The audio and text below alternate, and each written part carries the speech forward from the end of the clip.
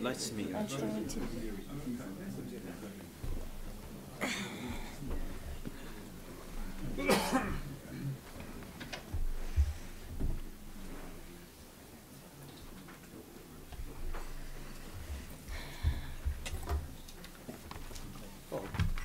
Bob, turn off the projector.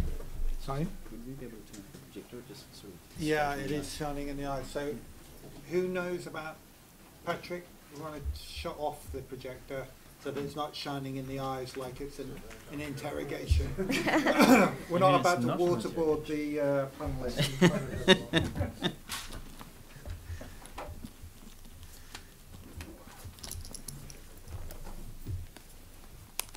Where do you live now? I live in, we've got a small flat in London and then we live in West Sussex. Oh. Yeah, Oh. West Sussex actually. I mean a lot further west than you were. Right. Okay. Close to the Hampshire border. But we were sort of, You,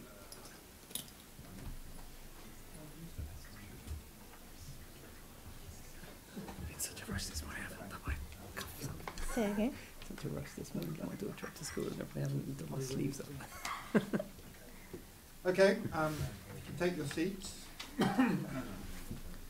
Welcome everyone. My name's Bob Ward. I'm the Policy and Communications Director at the Grantham Research Institute on Climate Change and Environment here at LSE. It's my pleasure to welcome you to this special event reflecting on the outcomes of the 24th session of the Conference of the Parties to the United Nations Framework Convention on Climate Change, or more commonly known COP24, which is just completed in Katowice in Poland. We're very lucky this morning to have a very distinguished panel who will be able to take us beyond the headlines that we saw over the weekend and on Monday to describe exactly what was going on behind the scenes and led to the final decision. So I'm going to introduce the panel and then they will make some initial remarks, each of about 10 minutes, and then we'll move to a question and answer session afterwards. This is being webcast live across the world, so for that reason everything is on the record.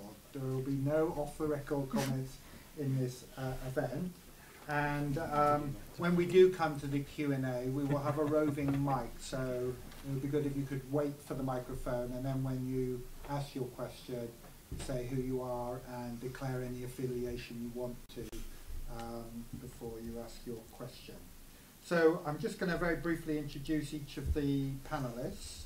In the middle we are very lucky to have the Honourable James Shaw, who is the Minister for Climate Change from New Zealand, so has travelled the furthest to be with us today. On my immediate left is Archie Young, who is the Director of International Climate and Energy and UK Head of Delegation to the UNFCCC, and is works at the Department for Business, Energy and Industrial Strategy. So welcome, Archie. Then we have on Archie's left, we have Dr. Archela Abhisingha, who is a principal researcher and team leader of Global Climate Law Policy and Governance Team, and a legal and strategic advisor to the chair of the Least Developed Countries group within the UNFCCC negotiations, and is based at the International Institute for Environment and Development. On the Minister's immediate left is Lord Professor Nicholas Stern, who is Chairman of the Grantham Research Institute and of the SRC Centre for Climate Change Economics and Policy, also here with the University of Leeds, and of course has many other affiliations, but is probably best known for his the Stern Review in 2006 on the economics of climate change. And then on Nick's immediate left is Dr. Elena Avichenková, who is a distinguished policy fellow also here at the Grantham Research Institute. So I'm not going to say much more except to invite each of the speakers in order to give their comments of about 10 minutes, and then we'll go to the Q&A session. So Minister, would you like to kick us off, please? Yes, certainly. Tēnā koutou katoa, ngā mihi nui kia koutou. Good morning, and thanks for popping in for what I think is a panel I've been really looking forward to about what happened at COP. I'd love to know. So I'll give you my impression. It's pretty apparent from the conversations I'd have had with people who were there that everyone's got quite different interpretations of the results. So this is really my perspective. I think so. There's probably three things to cover. First of all, is that we did deliver the Paris Rulebook, and I'll talk a little bit about that. Second of all, some of the contextual stuff that shaped the result, and third, what it means kind of next in terms of kind of future action. So coming back to the Rulebook, there are a number of things that I'm really pleased about. One of which is that it happened. Because I have to say, going into it, the chances of success were poor, just given the structure of the process and how incredibly technical a lot of it is, combined with a lot of the politics that are existing there. I mean, it was a perfect mix for things to go wrong. So we actually did get a rulebook over the line, so I'm delighted about that.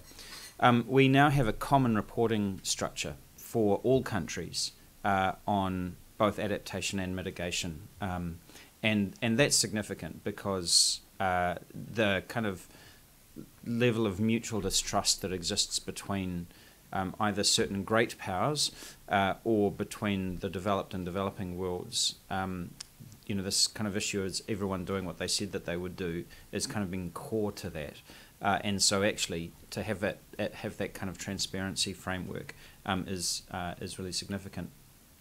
The transparency framework also stretches to some extent towards future finance, and that was really a huge sticking point because essentially the developing world was saying that the developed world hasn't delivered on its commitments around assisting financially the developing world to make the transition, and it's a difficult one for developed countries because they're unable to make commitments beyond their regular budget cycles. In New Zealand's case, we have a 4-year forward commitment in our budget processes. A lot of countries still only have one, and I don't know anyone who has more than 4.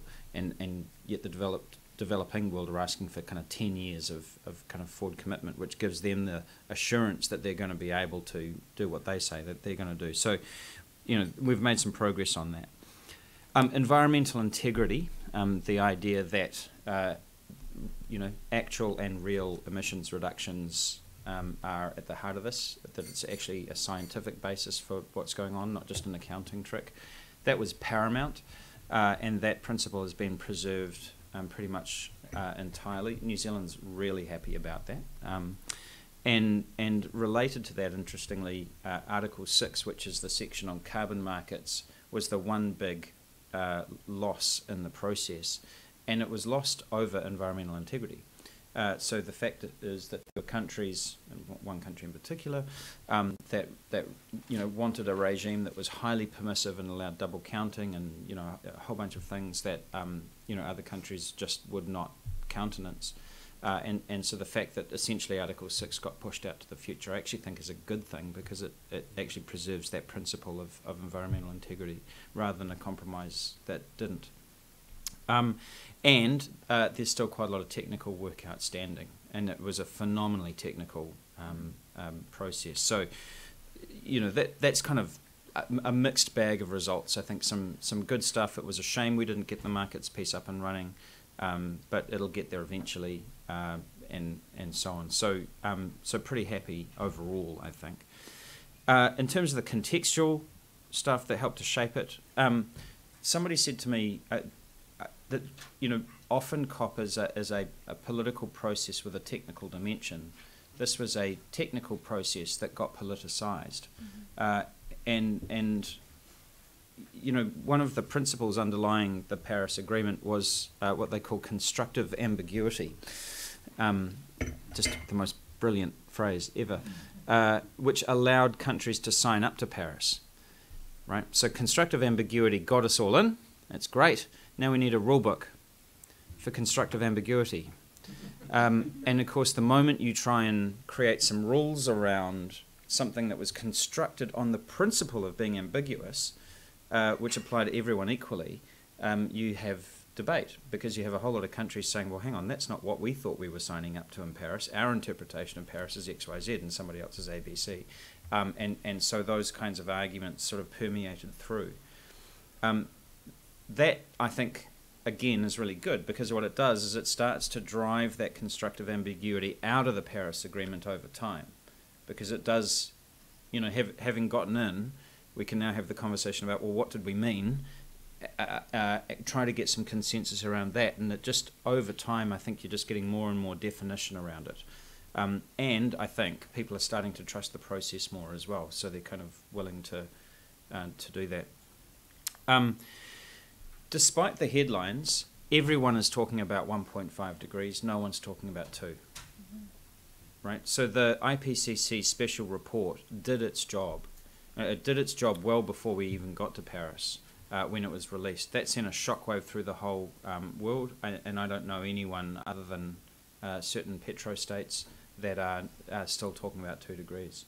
And so that is actually quite significant. I know that there was a lot of negative headlines around the report because of the kind of, again, the technical fight over whether to welcome or note the report, which makes zero difference in the real world, in my opinion, other than to send certain political messages that are really unhelpful. Actually, the report did its job. So I think that was really significant. And the third thing is that, of course, as countries start to put in place policies to reduce emissions and start with adaptation, we're rubbing up against social license. That was most noticeable in Paris with the red jacket protests, which interestingly sort of started off as a anti-petrol price protest and then veered into a pro-climate action protest, which is very French. And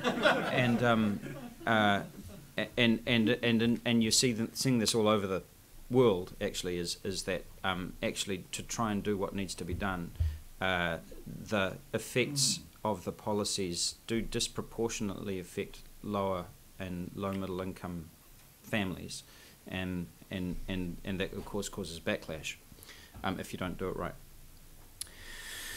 So what all of that means for the future is, as the Secretary General of the United Nations said after the gavel had come down, you know, he said, I've got 5 priorities: ambition, ambition, ambition, ambition, and ambition, and that's it. And so having gotten the rulebook through, the focus now turns towards ratcheting up the nationally developed contributions of basically every country in the world to try and get us to within the 1.5 degree envelope, rather than the 3 to 3.5 envelope that we're currently sitting within. And I know that, you know, the developing countries and the Pacific Island states, of which we're one, and kind of Greenpeace and so on, were saying that this was a real missed opportunity for countries to lift their ambition, and it kind of was, in the sense that that's not what this COP was about. Again, actually, this isn't what this COP was about. This was about getting that kind of common playing field, and then the next, people needed that sense of we're all in before being willing to commit to greater levels of ambition. So I think that will be the focus of the coming 18 months, particularly the Secretary General's Climate Summit in September-ish next year, and leading into 2020, when there's actually a requirement for countries to refresh and recommunicate their NDCs. Business as usual clearly will not deliver. And I think everyone's kind of getting that message now, including the recalcitrant countries. So they're just acting all squirrely and trying to work out how to, you know, it's not like they're not aware of what needs to happen. They just don't want to do it. And the third thing is that the just transition notion actually has to become central to countries' policy programs, because if it isn't, then they're not going to work. And it's not just a kind of a union slogan, right? It's actually, you know, this thing, you have to construct your policies in ways that are going to leave no one behind and not disproportionately impact, you know, particular income bands or communities or industries, even though some industries have got to go through a lot of change. That cost somehow needs to be amortized across all of society, because if it just does fall, you know, in these sort of highly localized kind of places or communities, then we're going to lose them.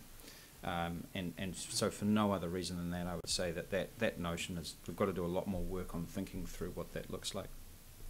So those would be my kind of big three things. We got the rulebook, and it's kind of good enough for now. There were a number of things that kind of shaped the result contextually, and the future is all about action and the call to action. Excellent. Thank you very much, Minister, for that excellent summary to kick us off.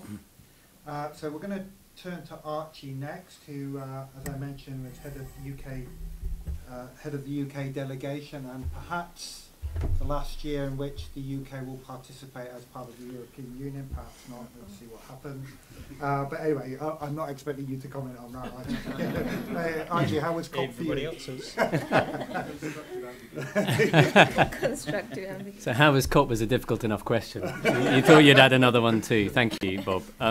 Good morning, everybody, and thank you for the invitation. It's a pleasure to be here and also a privilege to share the panel with the distinguished guests with me. I think actually this lineup is quite helpful because we have the political will, we have least developed countries, we have developed countries who are committed, we have 3 members of the Cartagena Dialogue.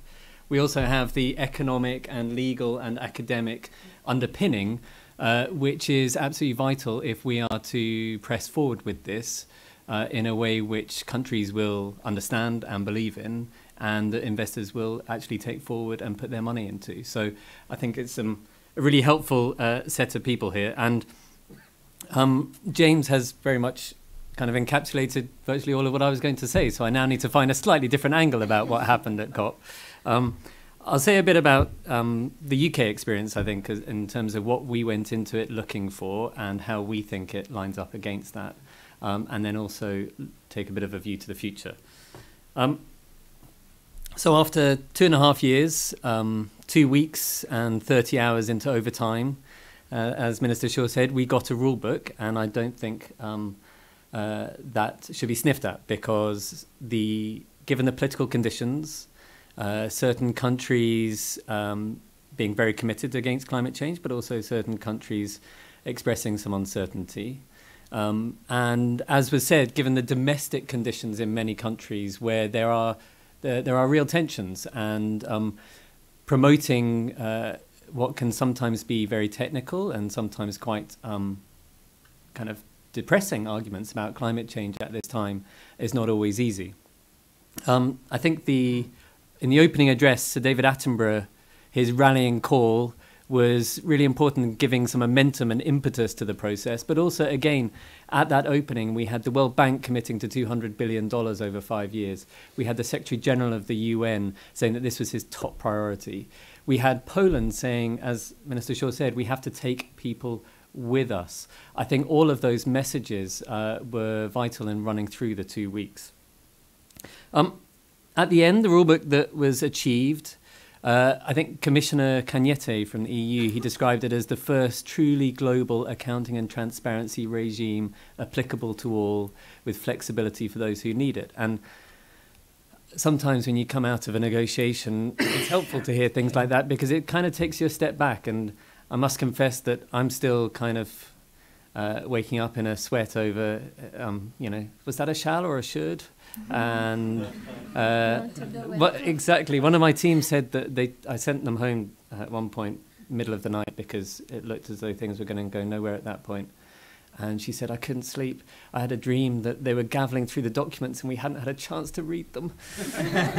But that gives a sense of, that's how it feels in that last moment, is you are so personally invested in this outcome, partly because, of course, when you devote a lot of your life to it, but actually because you know that it matters. And the IPCC 1.5 degree report was such a stark and sober reminder of what might happen if we do not take action now. And there are those who have criticised the rulebook, saying, well, a set of technical rules, that is not a sufficient response to such a stark report. But actually, I think it's a necessary response to it. And the Paris Agreement is set up so that parties will come forward or are invited to come forward with an increased ambition. But that is on a cycle, and the cycle is that we come forward now to discuss ambition, to understand where we are, where we need to go. We came forward here to agree the rules that would underpin that, and now everybody should go back to their capitals and look realistically at what they can do and respond fully to that. So I think in that respect, it is a good response to the 1.5 degree report. One of the BBC journalists said that they had a quote from one of the delegates that said that somebody had said it was what was possible, not what was necessary. And I'd say, actually, no, it's what was necessary and possible, but there's still so much more that needs to be done. The UK objectives coming into COP were, we wanted a robust, comprehensive, balanced rulebook. We wanted a Talanoa dialogue, which is this ambition conversation, to be one in which everybody engaged constructively, shared best practice, and genuinely could go away and back to capital to see what more they could do. And thirdly, we wanted to promote UK leadership, not just out of self-serving bombast, but actually because the UK is a genuine climate leader, and I think showing to other countries what is possible is an important part of the message. So against each of those elements, the rulebook, we see the rulebook as, partly perhaps because we are policy officials, very much part of a cycle. So you have countries will plan what they do, they then communicate what they do, they then do it, you then account for it, you report on it, it's reviewed,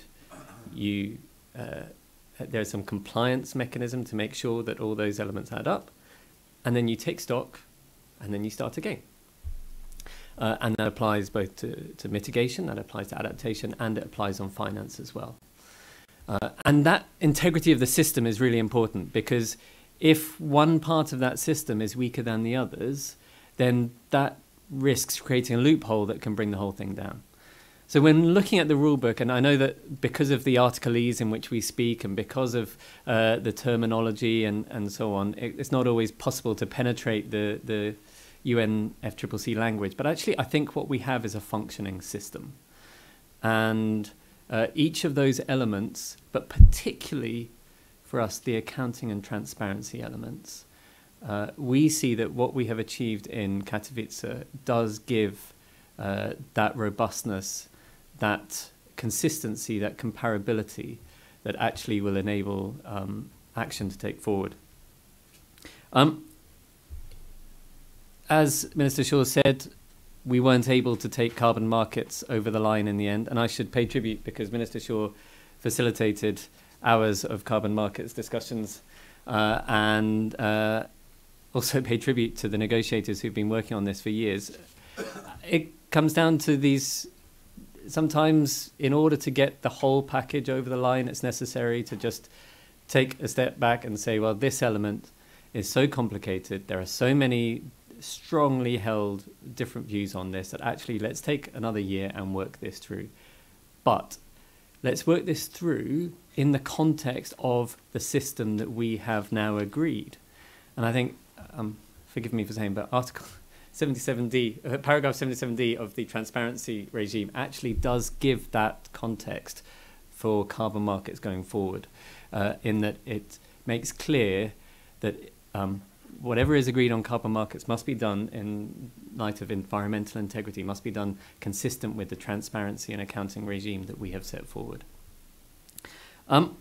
There will also, no doubt, be further attempts to reinterpret. I'm sure that there is probably some ambiguity in there, and as we continue to design elements of the system, such as the global stocktake, I think there will be continued negotiations as to interpreting exactly what was meant by when we use words like consider something. How will we do that? Is that a full-blown process? Is that something that is merely done as part of the context of a conversation?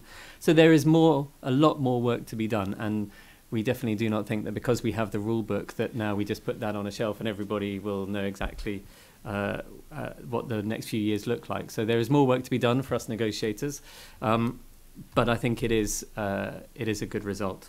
On Talanoa, the Talanoa dialogue, it was a lot lower key than we were expecting, and actually at the time I wasn't sure whether that was potentially kind of underplaying some of the ambition conversation. But actually, what it did do is it enabled more real conversations rather than people standing on podiums and saying all the wonderful things they had done.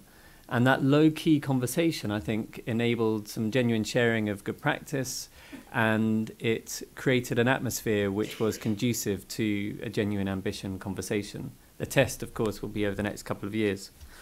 And then on leadership, so the UK has already responded to the IPCC 1.5 degree report. We asked our Independent Committee on Climate Change to review our long-term targets in light of the 1.5 degree report and the Paris Agreement.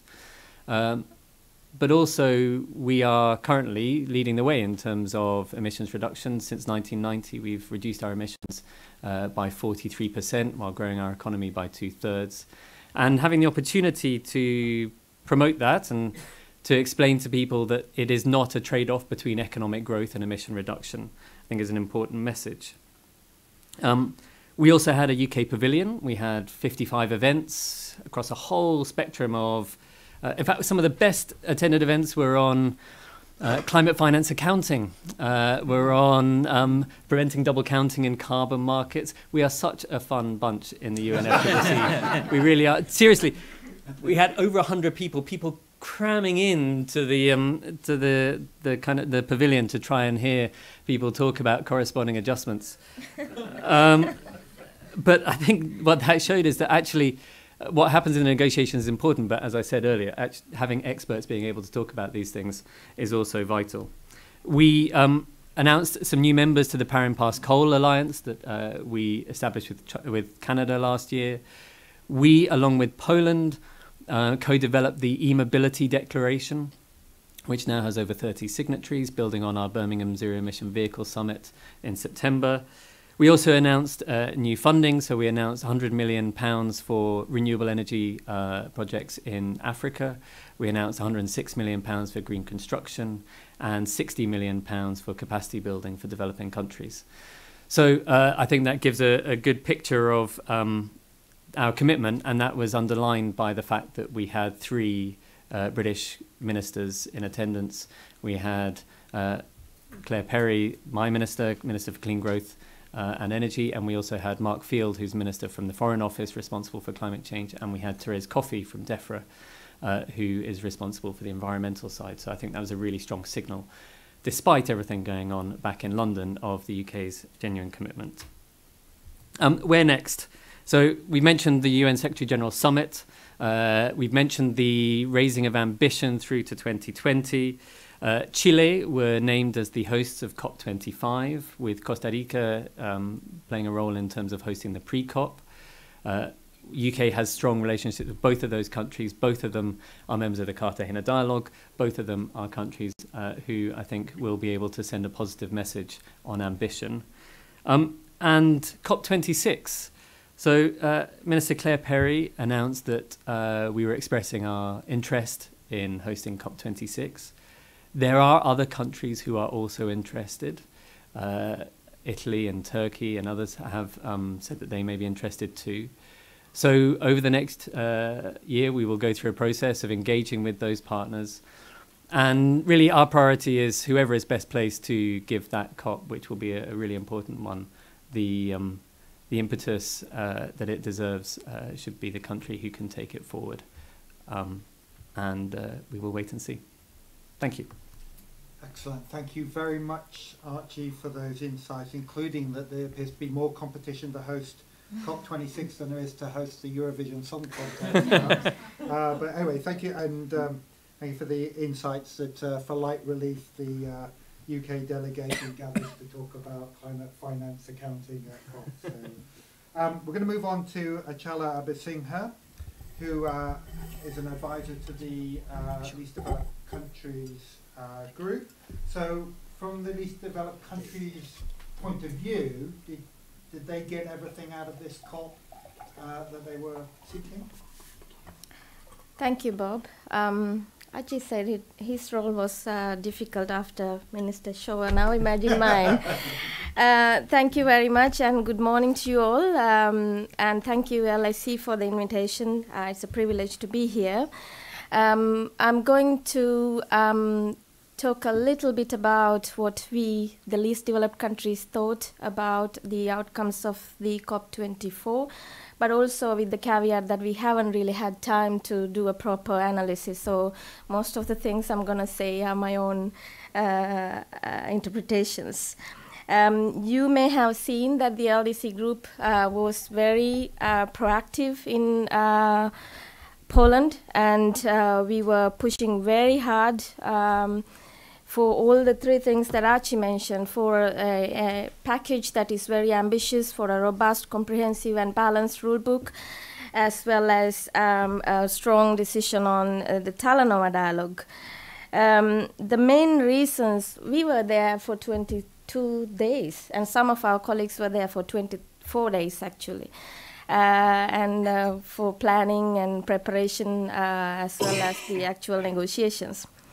The reasons why the LDCs were pushing for a ambitious package and a strong rulebook were for many reasons, but mainly these are the 47 poorest countries in the world.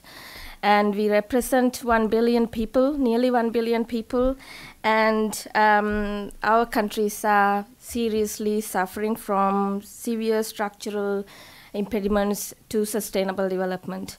And their emissions are less than 1% of global greenhouse gas emissions, but severely, these countries are severely impacted by climate change.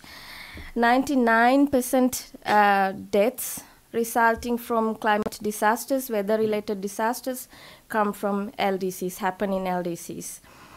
And these countries are the living testimonies, living examples of how bad the climate change is right now, even with 1 degree global warming.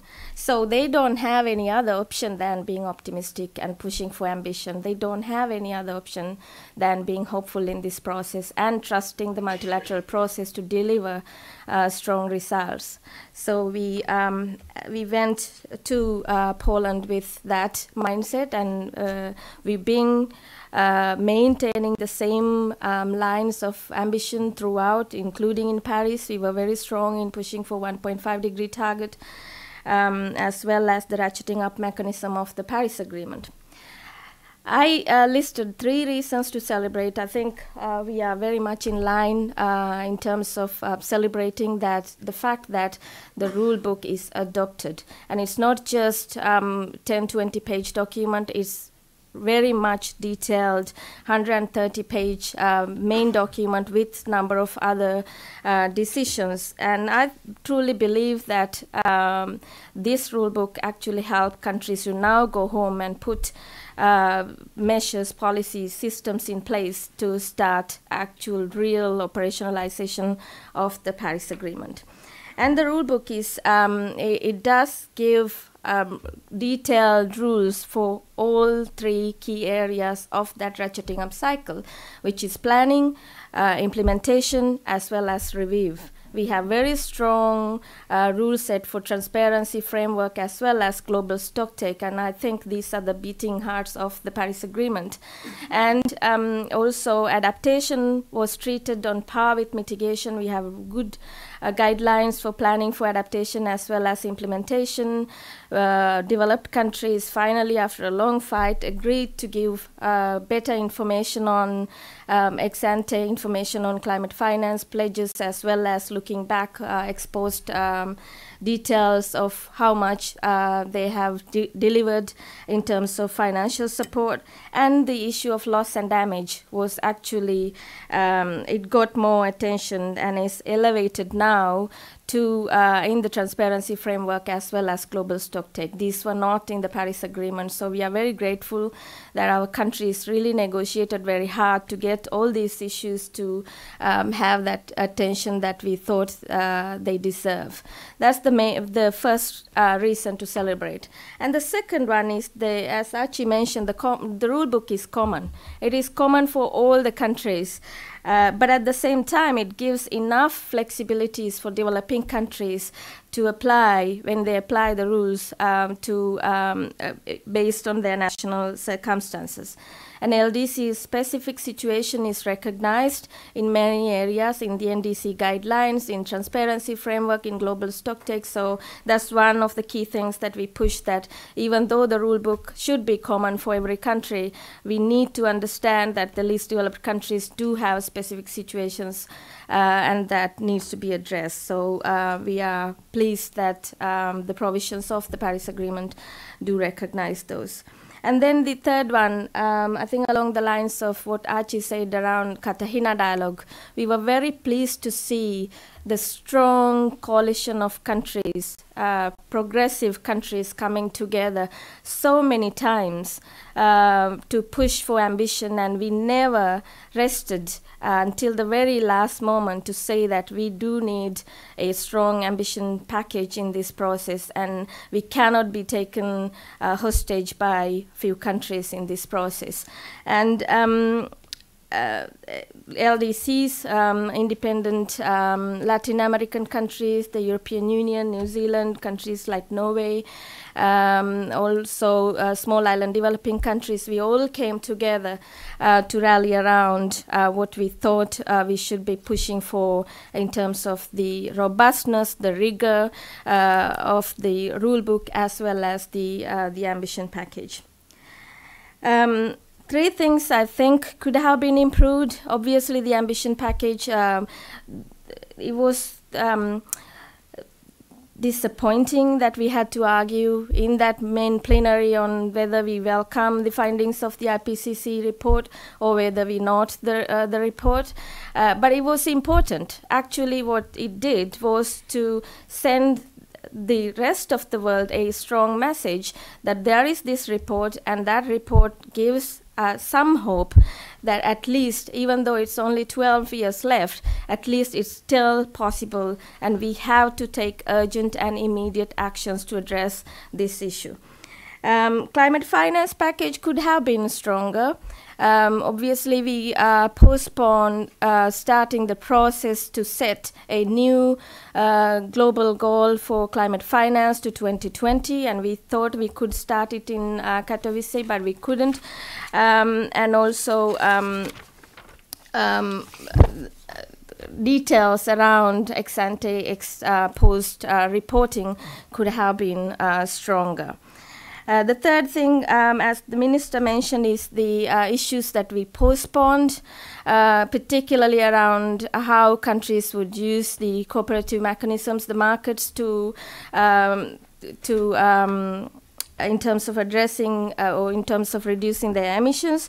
But I think that happened for a good reason. I think it's better that we didn't agree to a bad deal, and we agreed on key provisions in the transparency framework, as well as have a process now to finalize this discussion next year, because I think, as the Minister said, the environmental integrity is the crucial has to be central piece of this whole conversation, and we couldn't have agreed to a bad deal that would have impacted negatively the whole process.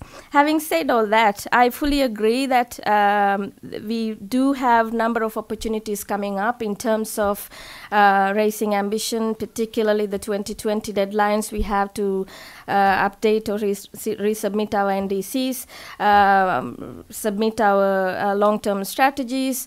Also, the 2019 September summit gives an opportunity for leaders to again rally around and express their vision, ambition, and also what actions they are going to take. Climate finance also, I think the ministerial dialogue at high level on climate finance was very good. Ministers went deep into the conversations around the urgent need to scale up mobilization of climate finance, including through greater engagement of the private sector, also to need to increase finance for adaptation and to align financial flows with the Paris Agreement goals, as well as the Sustainable Development Goals. Going forward, the rules are not going to be self-executing.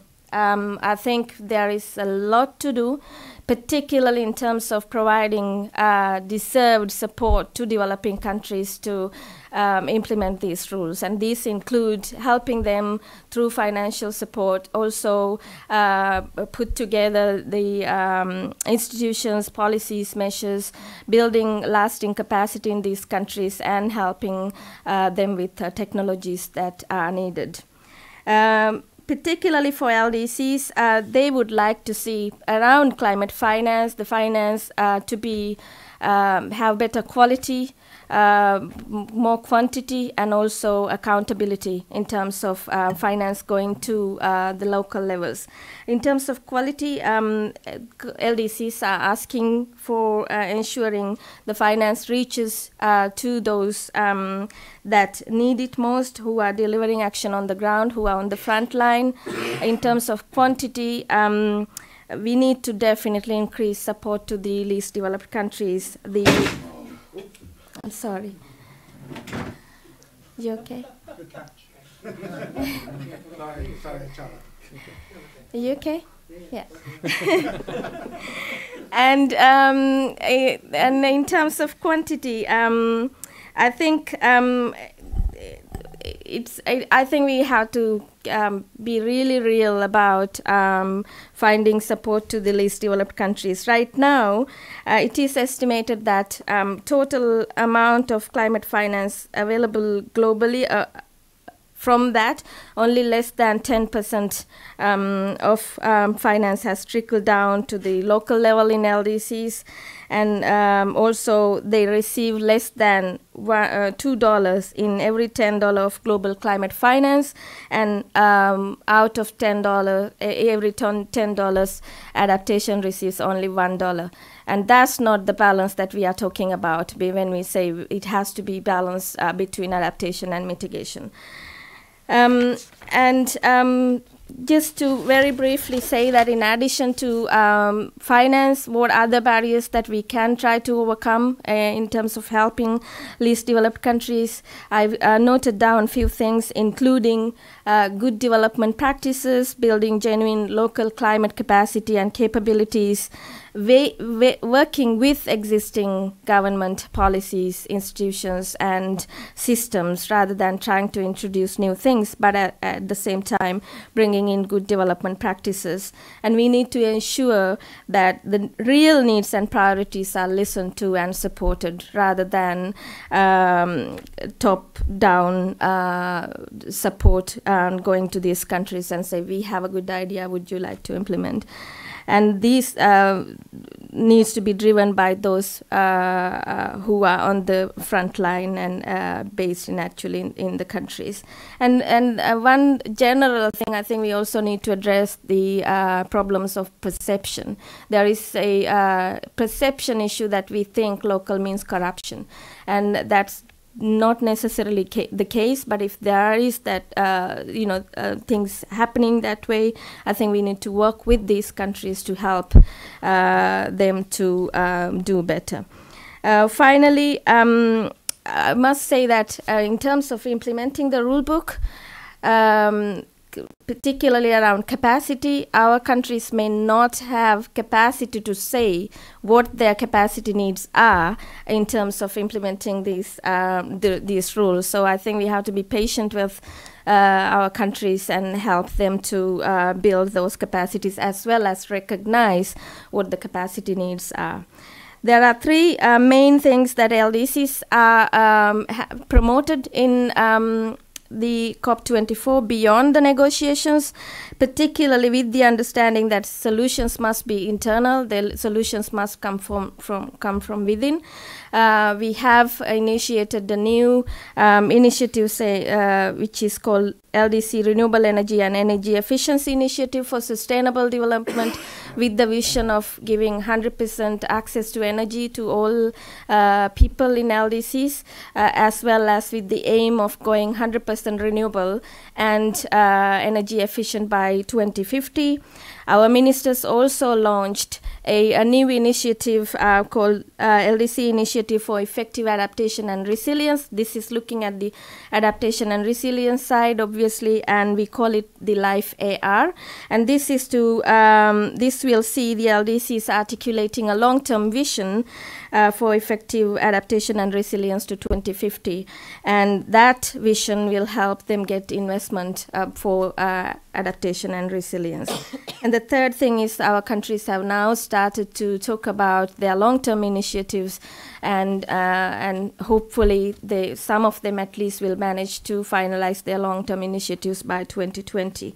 In so doing all these things, our countries are showing the rest of the world that it is feasible and also beneficial to operate with a more purposeful climate-centric development and also being dynamic towards poverty eradication. With that, I'll stop. Thank you very much. Thank you very much, Achala.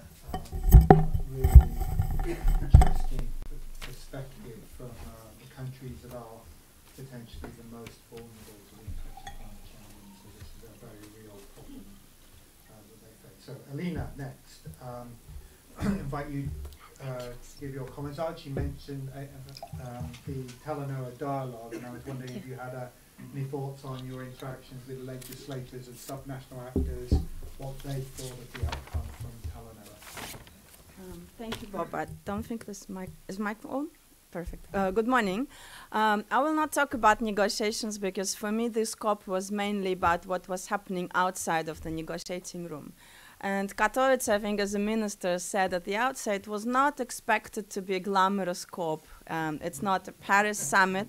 It was expected to be quite a technical conversation, yet had to result in an important decision at the end.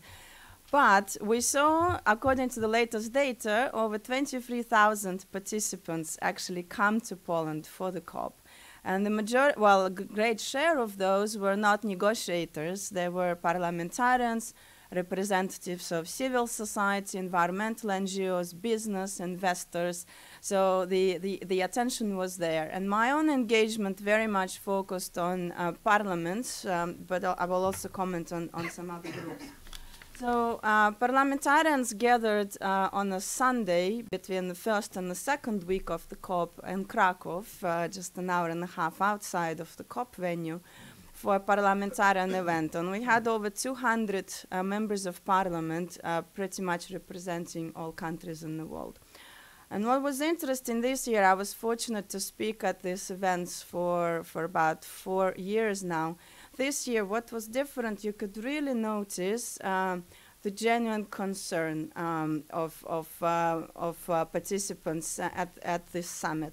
They were not just using political rhetorics that we need to do more, but you could actually see the worry and the scare that the IPCC 1.5 report has created, and the deep concern that their governments are not doing enough. And so the conversation was very much around how can parliaments help, on one hand, push governments to stand to what they committed to under the Paris Agreement in the NDCs. And in that context, there was very good conversation in that parliamentarian summit and a number of other events on the side of the COP as to how parliaments can adopt legal frameworks at the national level that are compatible with the Paris Agreement in terms of establishing net zero emission targets, putting in place national provision and adaptation, and also mechanisms for ratcheting up. Secondly, the role of parliaments in holding the governments accountable for implementing those legal frameworks. That was very much on the agenda at this COP, and on the side, pretty much making the point that it's not enough to make a declaration of your ambition in the NDC. It's actually also not enough to have your target and your legal instrument in your national climate law. You need to follow it through with implementation and policies, and that's where we're seeing a gap at the moment. Actually, our own research at the Grantham Research Institute shows that there are very few countries, actually less than 10% of the total number of countries in the world, who at the moment have domestic legal frameworks which are fully compatible with their NDCs to the Paris Agreement. So we have very long distance to go. And in the context of this question on accountability, very big theme at this COP in the side discussion was citizens' engagement. And I think that draws to what Minister mentioned around developments in France, both a concern as to what extent, citizens might become a barrier if you don't carry them through in that transition, and that links to just transition theme as well. And on the other hand, the power that engaging citizens gives to legislators and other actors in the society to ratchet ambition and to implement it.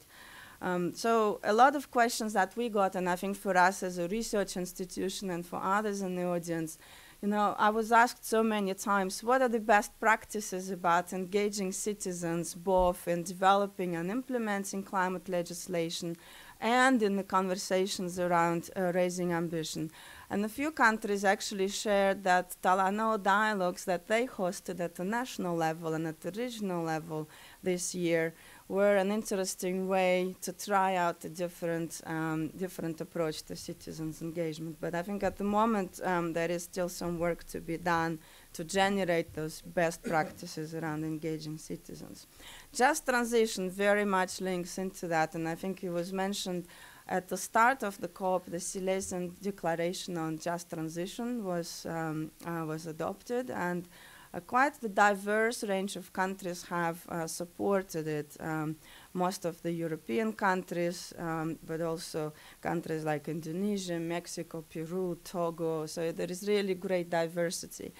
And what was interesting for me in the shift that I could see, and our colleague Nick Robbins, he was very much at the center of Just Transition discussion, so he might want to comment on that in the Q&A part. But for me, the shift at this COP was that it's not just a conversation, how do we protect the disadvantaged workers who might lose their jobs due to transition to low carbon economy. It has shifted also very much to talking about opportunities in terms of creating new jobs, green jobs in the low carbon high tech sectors, and how can we ensure that those opportunities reach the labor force that might need to shift to new skill sets. And again, for us as a research organization, I think investigating past experiences with just transition policies and practices. I was asked in particular, are there examples of legal instruments and laws that already address just transition, and what can we learn from those past experiences? And of course, UK in that context is an important player in terms of sharing the experience. Now, what I would also say, the fourth kind of trend that I could see, and that potentially is the impact of the Talanoa dialogue on Talanoa spirit throughout the year, is the shift in the way we converse and we present and they discuss the issues in the meetings.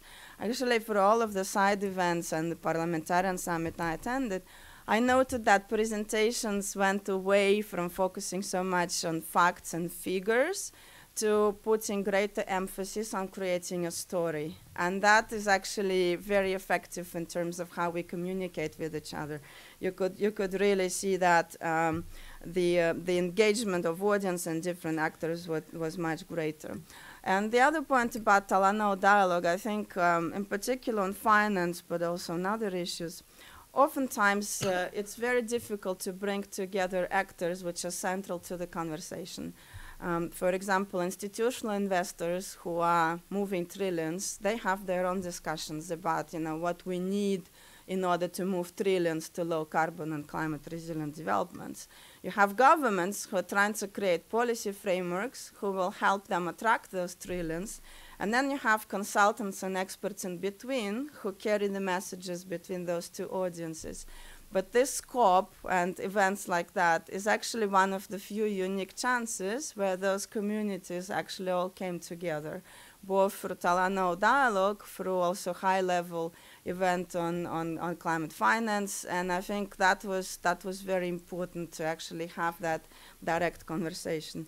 And finally, Talanoa dialogue didn't result in a new agreement. That wasn't expected, but there was a call for action issued by the two presidents of the dialogue, which recognizes again the vital role of non-state actors in the process of transition and implementing Paris Agreement, and recognizing calls for their continued engagement in the process. So I think what this COP demonstrated is that the spirit of Paris, where we said that it's actually not just about states and negotiators, but it's also about what parliament, civil society, private sector do, and including them in that process. I think Katowice demonstrated that that spirit continues, and there is really very solid space created for non-state actors in the process, and that's very important. So I'll leave it there. Thank you. Thank you very much, Lina, for putting us in particular about the Talanoa dialogue. So now we turn to Nick Stern, and Nick, one of the questions I guess everybody is going to ask is, where do we go from here? How do we raise ambition towards 2020? Thanks very much, Bob, and it's a privilege to be on this platform. I found the first four to be very thoughtful. Now I'll do my best to be thoughtful. I wanted to do two things which are perhaps different from the other ones in order not to repeat. The first is to see this COP in the long run. For better or worse, this was my 13th COP. I've been to them all since 2006, so I try to put it in the context of how far we've come and, as you asked, Bob, where we're going. Secondly, a few points on some of the key economics of all this. I'm an economist, that's what I do, and so I'll talk about the ramp up in the context of a growing world economy, finance, a little bit about markets, the growth story of the 21st century, and the just transition. I'll try to do it all in 10 minutes. I think looking back, we'll see as sort of historians of this whole COP UNFCCC journey that there were three key times. I think the first time was COP 15 and 16 in Copenhagen and Cancun. I think there was Lima and Paris, and I do normally put them together because Lima was a very important run-up to Paris. And I think COPs 24, 25, 26, starting with this one, going through to 2020, will be key. I hope they're key for the very good outcomes, but we'll see. I think, by the way, this one was a good outcome given where we were. So COP 15-16 was Copenhagen had the Copenhagen Accord, and even though it was sort of cold and chaotic and quarrelsome and all that, it did actually give a framework which became the Cancun Agreement in 2010, which was a very important step forward and essentially gave the framework for setting the targets for 2020, just as Paris set the targets for 2030, and just as COP26 must ramp up the targets for 2030.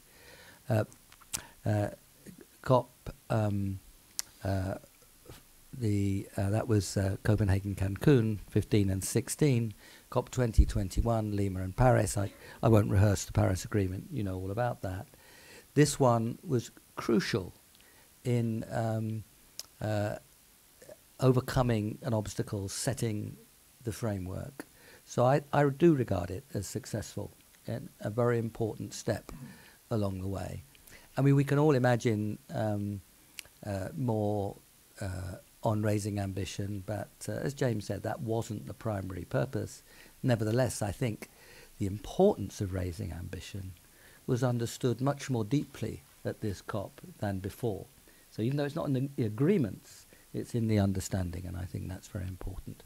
and I think Chile and I hope the UK in 26 will take that process of raising ambition forward. You have to be cautious, Archie, in what you say. I'm going to go around advertising. That's what I looked at you.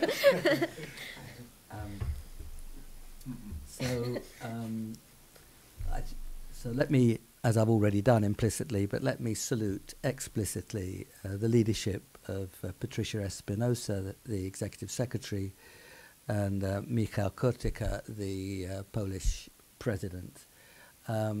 These are always the product of many people. All the negotiators, including those at this table, play a big role. But I think those two, to take it through in a way which brought everybody with them, and in a very sort of collegial spirit, and the collegiality is fundamental here, of course, were absolutely tremendous. I also want to salute the UK leadership. I've never negotiated for the UK. I will never negotiate for the UK. But I've been very close to the UK leadership at these COPs over the years.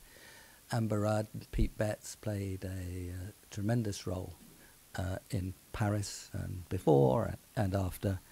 And Archie and Claire Perry, a splendid role in this one too, and long may it continue. We've got the climate change legislation. As Archie said, we have reduced emissions by more than 40% since 1990 at the same time as the economy has grown by more than 2/3.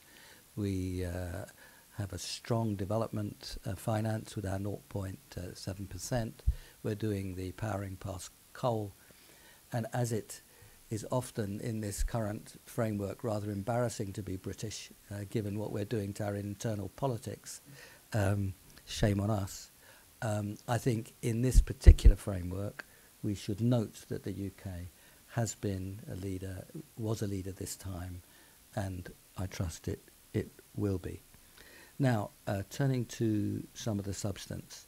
The ramp up, very quickly, we must be absolutely clear about the scale of the challenge. The world economy doubles in the next 20, 25 years, roughly speaking. Doesn't matter whether it's 19 or 26, but roughly speaking. At the same time, for well below 2 degrees, let alone the 1.5, for well below 2 degrees, in that period of 2 decades, when the world economy is doubling, we have to reduce emissions absolutely by well over 30% for well below 2 degrees and well over 50% for 1.5. Even if you put a new economy side by side with the old, and the new economy was completely carbon free, and the old one was as it was, that's no change in emissions. So it's very important to understand the scale of what we have to do.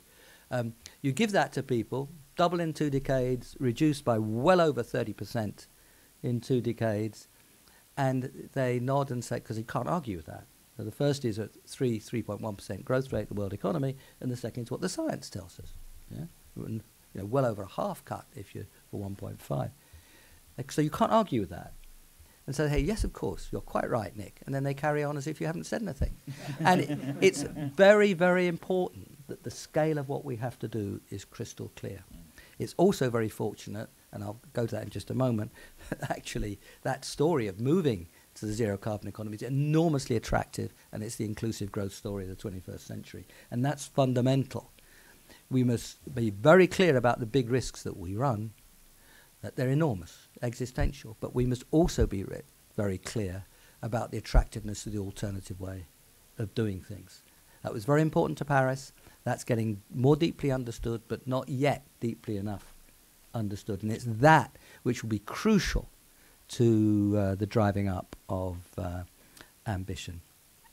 I won't say much about the finance side. I did negotiate the 100 billion with Mike Frome. I was working with the Prime Minister of Ethiopia, Meles Zenawi. Mike Froman was working with Hillary Clinton, and we negotiated the 100 billion.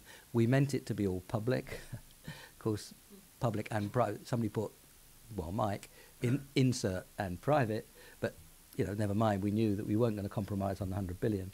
But I do think the public element in that 100 billion is important, the concessional finance matters, it won't be anywhere near all of the 100 billion, but a big slice of concessional finance grants is crucially important. And the flows of the multilateral development banks are very important, because those are the things for which you can identify private sector multipliers in a fairly direct way, so that the accounting can be transparent. And of course, you've got on the table those things which will have big multipliers. More work to do there, but I think that process is moving ahead. The markets and the double counting, I totally agree with James and Achala and Archie that it was good that that was postponed. I actually think that that will subside as a big issue. More and more people are looking at this growth story of cutting emissions themselves and seeing how powerful a growth story it is in terms of discovery and doing things differently. So you want to do it internally.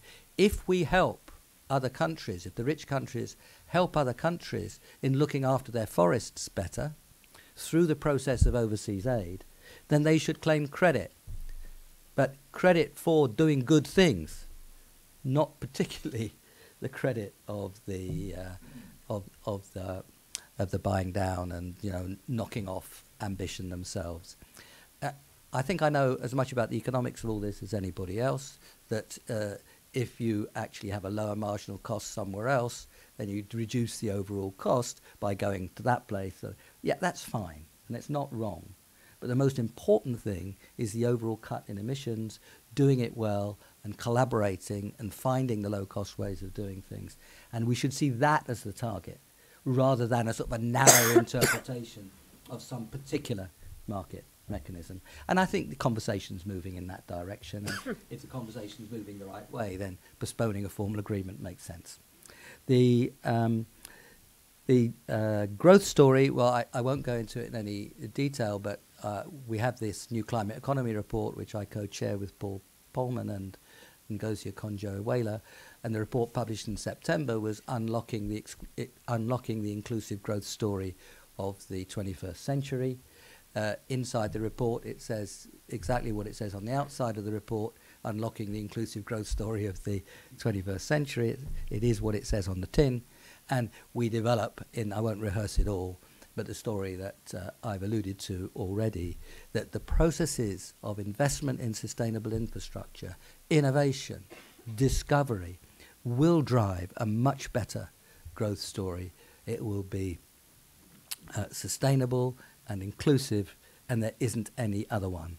Unlocking the inclusive growth story, the definite article matters. Unlocking the inclusive growth story of the 21st century. It drives demand, sharpens supply in the shorter run, a Schumpeterian story of discovery, innovation and growth in the medium term, and there is no high carbon long run growth story because it self-destructs on the hostile environment it creates. So this, I think, is the understanding of that is deepening.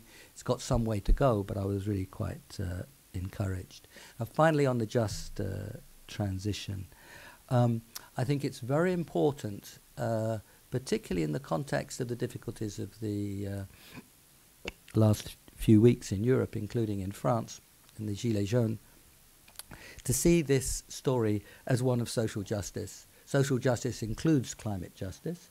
It includes the way we treat future generations, our children and grandchildren. And it also has to be set in the context of the tremendous long-run and shorter-run changes that we see in the world economy. The movement from services to manufacturers. Sorry, movement from manufacturing to services. You know, UK economy, 30-35% manufacturing 4 decades ago, less than 10% now. That's the way the demand changes over time as incomes rise and you move from manufacturing demand to service demand. Labour-saving technical progress. What's happened in retail has got nothing to do with globalisation. It's got a great deal to do with technical, particularly digital. If you look at globalisation, that's of course been an important one. I usually put them in that order, notice. Yeah. And then of course you've got the global financial crisis. And then you shouldn't be surprised if the old manufacturing towns are angry. They have reason to be angry. And it's what we have to do now is to do much better on these transitions than we've done in the past. And the transition to the zero carbon economy is part of those long-term processes. Lots coming too, AI and robotics. We have to think of, to mention just one, we have to think so much more deeply about how to handle. Lots of lessons in the past about how not to do it, a few lessons from the past about how to do it. But we can see lifelong learning when the dislocation occurs, bringing in new skills, helping with finance and training for SMEs and entrepreneurship, bringing universities and business and cities together. A lot of these towns that were rich in the 19th, early 20th century have good universities, and they're still good universities, and they were founded in those periods. So there's lots that universities can do. We have to do a job as university teachers, researchers, and so on. You can move jobs, like we moved the Social Security Administration to Newcastle in the UK. Sometimes we get things right, and that was a good thing to do. And of course you need safety nets as well, but I put the safety nets last. They do matter, but they were part of participation. So I think the understanding of the economics and social policies around what we need to do is deepening, is getting better. I don't think we've got there yet, and I still am concerned about the inability to really, really take on board the magnitude of the ramp up. But at the same time, let me underline and finish with this, that as we do it, it's going to be an enormously exciting, creative growth and inclusive process. Thank you. Thank you.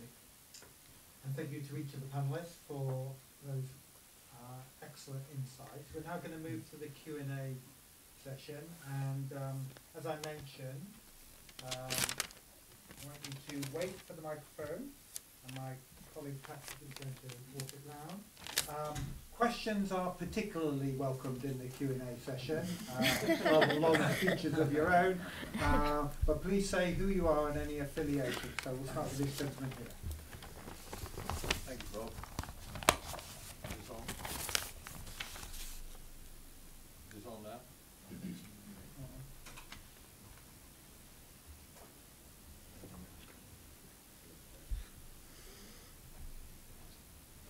It's on now, I think. Or is it on now? The light's on. Yeah, I guess so. Okay. I have a question for Archie. But before that, I think I'd like to leave the room in a round of applause for the panel. Many of us live in a state of semi-permanent depression, surrounded by ambiguity, sometimes constructive, sometimes not. My optimism has been infused by the panel, and we need to infuse them. So perhaps with your permission, before I ask Archie a question, we can just thank them now for leading us with this constructive conversation. Thank you.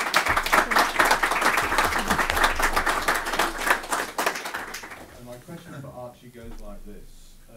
Primed by an excellent blog by the gentleman sitting on my right across the aisle, what enthusiasm might the UK government have for extending the remit of the UK's Climate Change Committee for its brief to help the UK align with Paris, rather than the understandable but limited goals set when the Climate Change Act was passed 10 years ago? Are we taking them one by one, or? Yeah, try this one and then Okay. go to. Thank you for the collective round of applause, and it's a very good question. And at the moment, I must be honest and say I do not know what appetite there is for that. I think that collectively, what we do need to do is just focus on. We have asked the CCC to look again at our long-term goals, and we need to do that. And through this process, now that we have a rule book, I think it is right that we should also go through the process of checking that our domestic processes are aligned with that rulebook.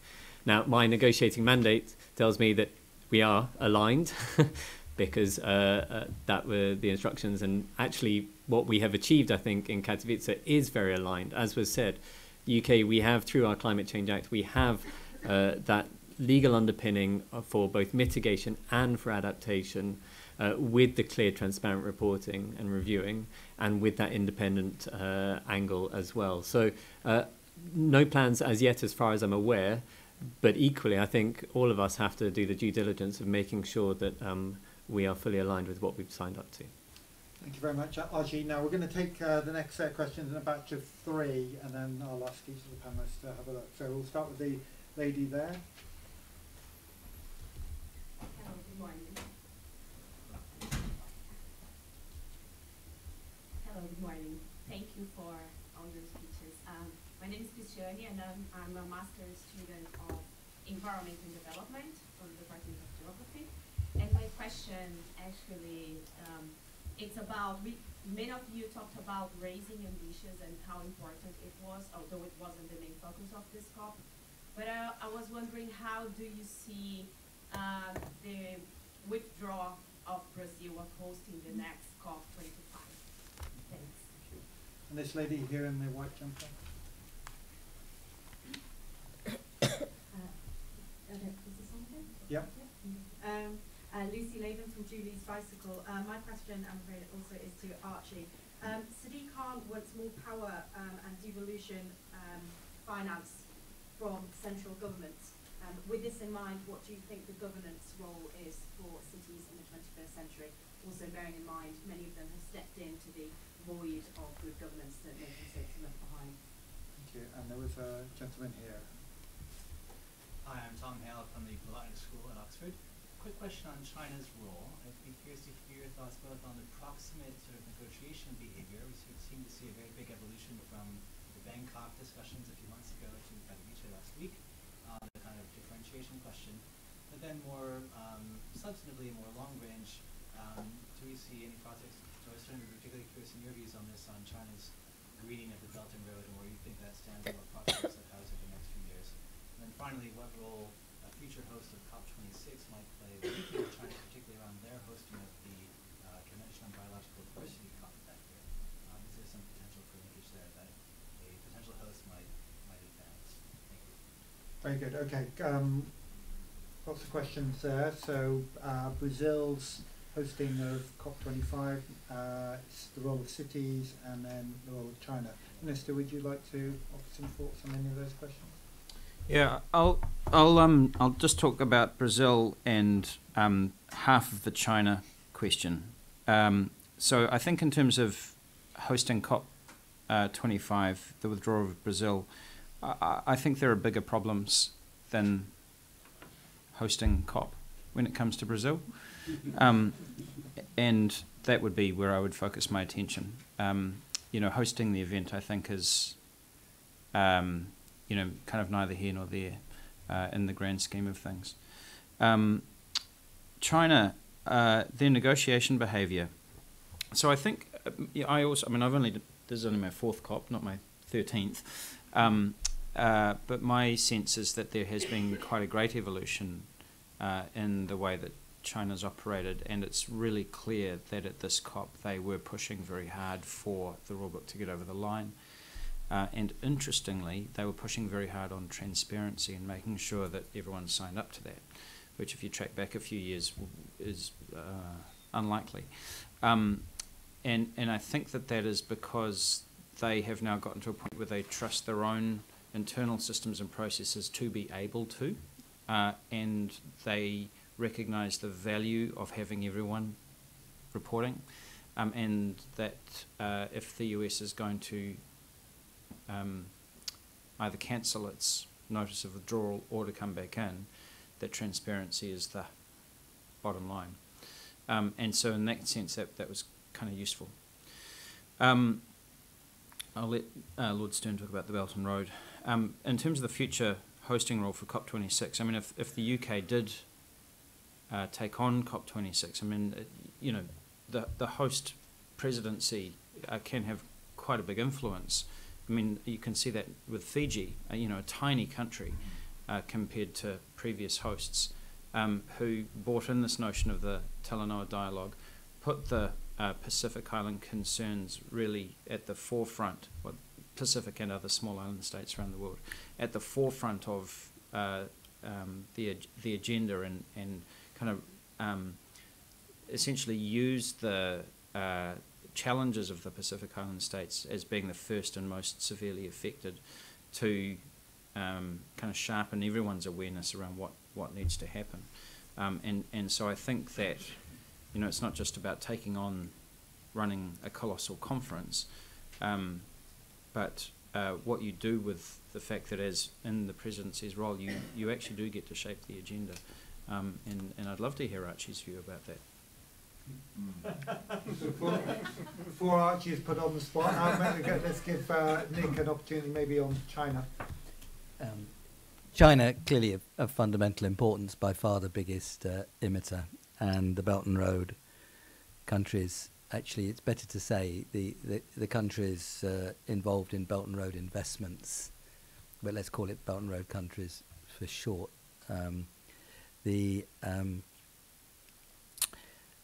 China's 14th five-year plan, 2021-2025, is of fundamental importance. I and others, and Cameron Hepburn from Oxford also, are involved in the early discussions around the 14th five-year plan. We'll take them forward at the China Development Forum next March, and I am arguing, hoping that China's emissions will turn down during the 14th five-year plan period, well ahead of the 2030 promised in Paris, and I hope that will be part of what they bring to the 2020 discussions, and that by then they will know what the 14th five-year plan looks like, so they'll be able, as it were, to introduce those. Belt and Road countries, I mean, depending how you count it, but something like 3 Chinas in terms of population, and income per capita about half of China. If 20 years from now there were 3 Chinas in addition looking like China now, then forget 3 degrees. So it is of fundamental importance. I do think that there's a good chance that China will begin to apply the same standards outside in its investments as it is applying really in a large measure inside. But I think it's very important that Friends of China, and I hope the UK counts itself as one of those, works together with China to take that forward, including collaboration in multilateral institutions and so on. So it is of great importance. China's plateaued its emissions now, but it's a plateau with bumps, and it's just bumped upwards. I don't think that's the beginning of a new trend upwards. Not all my friends agree with that, but I think it's a plateau with bumps, and we've just seen an upward tick for various local reasons. The challenge will be to turn it down during the 14th five-year plan. I do agree with James that now we see coalitions across countries. The Cartagena Dialogue, the High Ambition Group in Paris in 2015 was remarkable, of coalitions across rich countries and poor countries. And if you switch the clock back to 27, 28, 29, it was all us against them. And now it's a much deeper understanding of A, us all being in it together, B, that some of the richer countries have great responsibilities, but also that it's not just we're all in the soup together, we can all see a way out, which is the low carbon or zero carbon growth strategy, which should be very attractive for everybody, and offer developing countries a route to development, which is without the heavy costs that the rich countries took. And also I think China takes that view as well, that if they had the technologies available now, available to them in the 1990s, they would have followed a different path, and many of the senior people in China say exactly that. Thanks, Nick. We're running short of time, so the panelists, I know Archie's itching to answer the questions he did about a challenge. Alina, have you got any quick points to make? Just very briefly, both China and Brazil are the 2 countries that we also, from the LDC perspective, look up to in terms of leadership. And Brazil obviously decided not to host the COP. They haven't withdrawn from the Paris Agreement, and I hope that's not going to be a decision that they are going to take. But in terms of also helping the LDCs, the poorest in the world, China has lots of investment in our country, so I think along the lines of 5-year development plan and road and belt conversations, I hope that they also consider their investments beyond internal development conversations to be zero carbon as well. Yeah, there is also there was a lengthy conversation about expanding the donor base at the UNFCCC level. Hence, we couldn't actually agree to a process in terms of putting together the next long-term, next global goal on climate finance.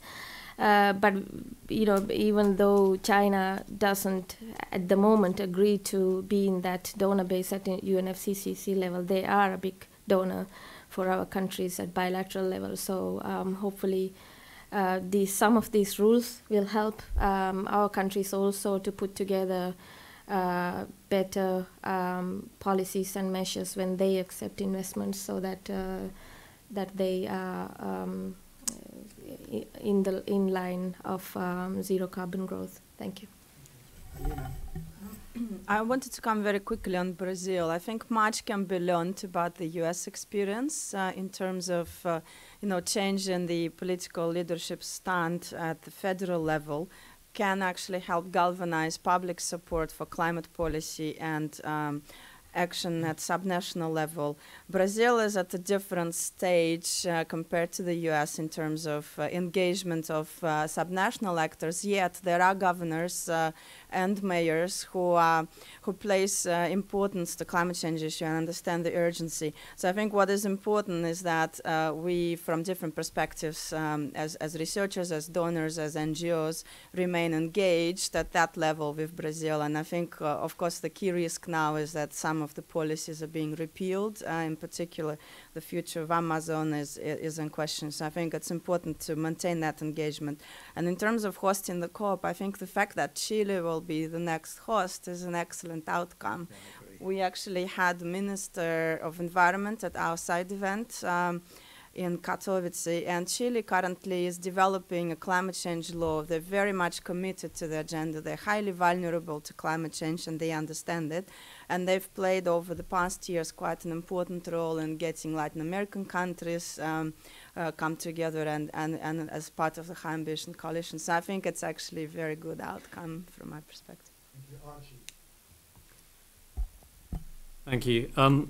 So I think there were three areas to touch on. Firstly, I don't think in terms of local action wouldn't be appropriate for me to comment in terms of specific proposals. But what I would say is, as we've heard, the value of all levels of government and society playing their part. I think we saw that from the California summit.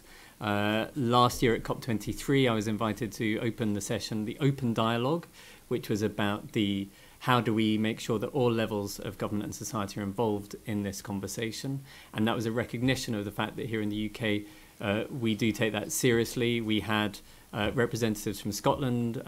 We had Nicola Sturgeon, the First Minister, at COP24. We had Rosanna Cunningham, who's the Cabinet Secretary for the Environment from Scotland. So we had a strong representation from different layers of government. And I think our industrial strategy as well highlights the importance of place in taking action here. And a lot of the thrust of the Just Transition, I think, is reflected in our policies in that. Then on the Convention on Biodiversity and the link to COP26, absolutely. But largely because these are integrated natural ecosystems, therefore we have to see them in a holistic way. And I think that it is tempting, and because of the scale of the challenge, we have to, in some ways, silo some of these elements up. But we do also need to be able to bring them together. And that partnership that I'm sure will happen in 2020 across the Convention on Biodiversity and COP26, whoever is hosting, will be important. But there's another element which I'd add to that, which is not just the CBD in 2020. We've got important IPCC reports on land and also on the oceans and the cryosphere in 2019. And I think that will be important for Chile as COP25 host, not least given their leading role on oceans. And then finally, the point about different countries negotiating dynamics. What I would say is I think we are seeing largely some shift, and that is because the notion of national interest is, I think, changing in this space. Because people and countries are recognizing that actually what is in their national interest is genuinely taking action against climate change, both in terms of mitigation and adaptation. When you look at the 1.5 degree report, it doesn't say, well, certain countries will be okay. It says this affects everybody. Therefore, the national interest calculation, both in terms of the impacts, but as Lord Stern has said, the real opportunity, the economic opportunity and social opportunity of really gripping this and leading the way, I think means that that calculation is changing. So we are seeing people now bought into Paris, they bought into these rules, and hopefully that is the way forward to buy into greater ambition. Thank you very much. We have nearly run out of time. We don't even have time for summary statements. So I'm going to ask the panel if anybody has any burning last message that they want the audience to go away with. Ministers, anything you want to tell the audience to go away with?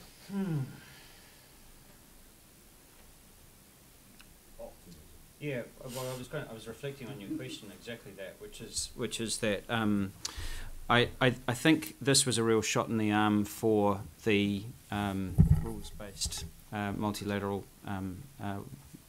order, and having gone through that sort of trough and come out the other side, I think that, you know, they say that the night is darkest just before the dawn. I think we said that quite a lot during the COP, which was that having passed through that, I think my sense is that people came out the other side with a sense of restored faith in the process, even with all of its dysfunction. Excellent. Very good final word to end on. I just want to thank the audience. I'd like to thank my colleagues Patrick, Karen, Ginny Pavey and Zoe Williamson, who did all the hard work to organise this. But finally, can you put your hands together and give the panel a round of applause?